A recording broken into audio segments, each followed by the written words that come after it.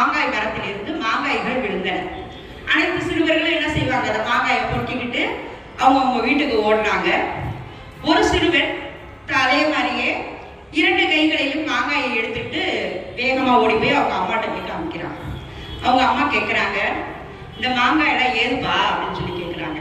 உடனே அந்த சிறுவன் சொல்றான், பக்கத்து தோட்டத்துல இருந்து கிடந்தது, நான் எடுத்துட்டு வந்தேன் அப்படின்னு. உடனே அவங்க அம்மா சொல்றாங்க, கடிஞ்சுக்கிட்டாங்க. கடிந்து கொண்டு, இது உன்னுடையது அல்ல, நீ போய் என்ன செய்யற, எங்க எடுத்தியோ அங்கேயே போய் போட்டுரு அப்படின்னு சொல்லிடுறாங்க. உடனே அந்த பையன் ஓடி போய் அவங்க அம்மா என்ன சொன்னாங்களோ அதே மாதிரி செய்யறான். அவங்க அம்மாவுக்கு அந்த பையன் உண்மையாகவும் நடந்துகிட்டான், அதே சமயத்துல கீழ்ப்படிதல் உள்ள ஒரு மாணவனாகவும் பையனாகவும் அவன் நடந்துகிட்டான்.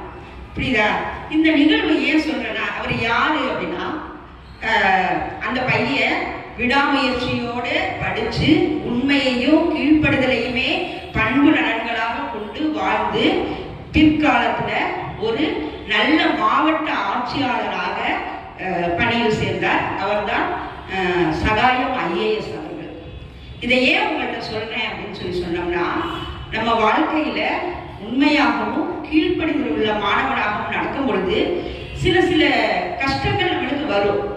அதுல நம்ம காத்துக்கணும்னு சொல்லிட்டு வேற ஏதாவது வழியை நம்ம ஃபாலோ பண்ணாம நம்ம அந்த உண்மையாகவும் நேர்மையாகவும் இருக்கும்போது பிற்காலத்துல அது உங்களுக்கு ஒரு ஆசீர்வாதமான ஒரு வாழ்க்கையாக உங்களுக்கு அமையும். சரியா?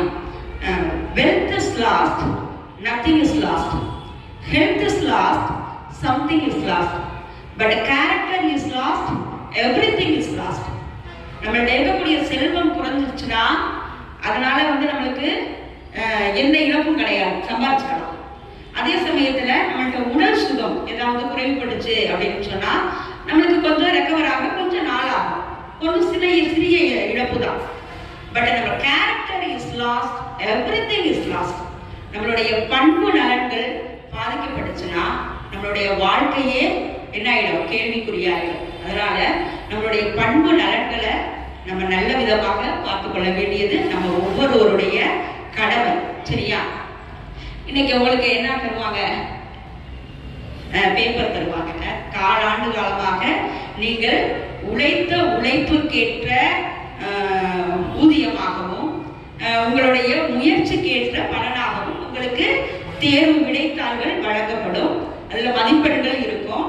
இந்த மதிப்பெண்களை உங்க வீட்டுல நீங்க என்ன செய்யறீங்க, கரெக்டா போய் காட்டணும், உடனே போய் காட்டணும். நிறைய பேரண்ட்ஸ் சொல்லும் போது சொல்லுவாங்க, எங்களுக்கு பேப்பர் கொடுத்ததே